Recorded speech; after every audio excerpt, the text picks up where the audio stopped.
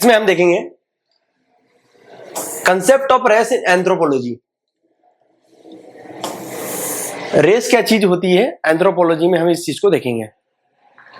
Mostly race historically उपयोग की गई है क्लासिफाई करने के लिए, इंसानों को डिस्टिंग्विश करने के लिए, डिफरेंशिएट करने के लिए on the basis of physical traits.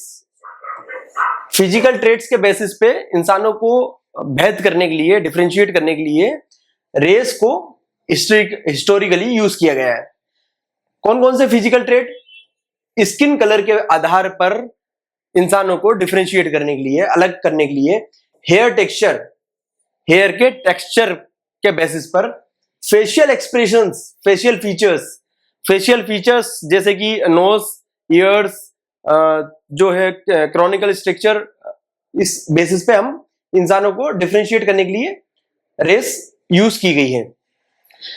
जो स्टार्टिंग के अर्ली एंथ्रोपोलॉजिस्ट थे, इन्होंने ह्यूमंस को, इंसानों को कुछ पार्टिकुलर कुछ रेसेस में ग्रुप करके रखा हुआ था।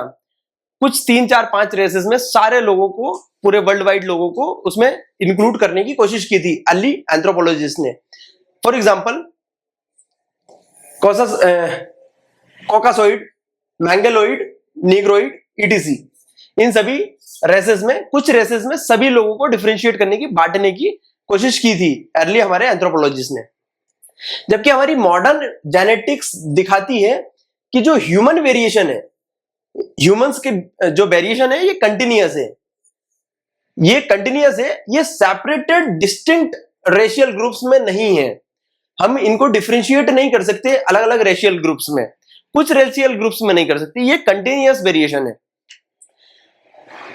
जो हमारा जेनेटिक वेरिएशन है, ये जिसे हम सो कॉल्ड रेस में कहते हैं, जिसको हम रेसेस के बीच में जेनेटिक वेरिएशंस बता रहे हैं, ये बायोलॉजिकल नहीं है, कोई इसका साइंटिफिक बेसिस नहीं है कि ये बायोलॉजिकल डिफरेंशिएशन है। इसके जो बायोलॉजिकल बेसिस की कोई साइंटिफिक आधार हमें नहीं मिलता देखने को रेसेस के डिफरेंशिएट करने पे। आज वर्तमान में जो रेस है, इसको समझा जाता है कि एक सोशल कंस्ट्रक्ट है। हमारी समाज ने जिस तरीके से कास्ट को बनाया है, रिलीजन को बनाया है, उसी तरीके से रेस को भी एक सोशली कंस्ट्रक्ट है। इसका कोई साइंटिफिक बेसिस नहीं है कि ये बायोलॉजिकल कंस्ट्रक्ट नहीं है। बायोलॉजी के आधार पे रेस को डिफरेंशिएट करने का कोई वैज्ञानिक कारण नहीं है। ये एक सोशल कंस्ट्रक्ट है जो कि कल्चरल बिलीफ्स से बना हुआ है, कॉलोनियल हिस्ट्री से बना हुआ है। जिस तरीके से जो ब्रिटिशर्स थे या यूरोपियंस थे, वो जनरली व्हाइट हुआ करते थे इन स्किन कलर। सो वो जितने भी ब्लैक्स होते थे दुनिया में, जिन जिन देशों पे उनने शासन किया है, वहां के लोगों को इंफीरियर मानते थे वो।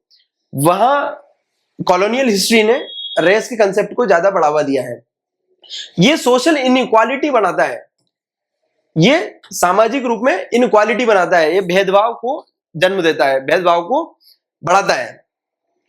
आज वर्तमान में एंथ्रोपोलॉजी जो है वो रिजेक्ट करती है रेस को as a concept of biological category के रूप में देखने से, इस चीज को रिजेक्ट करती है।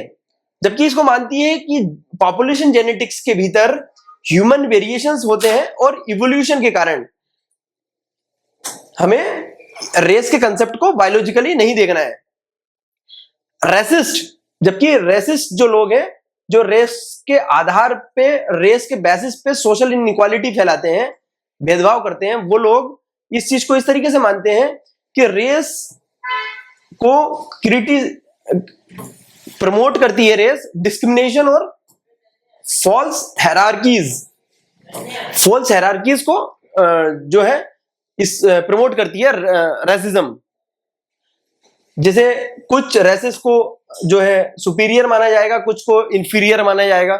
जिस तरीके से ब्रिटिशर्स ने या व्हाइट स्किन्ड यूरोपियंस ने खुद को सुपीरियर माना, और बाकी जो वर्ल्ड वाइड जिन कॉलोनीज थी उनकी, जिन पे उन्होंने शासन किया है, जो ब्लैक टोन्ड, ब्लैक स्किन्ड लोग थे, उनको इंफीरियर माना है।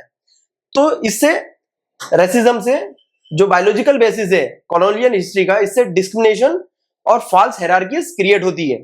Thank you.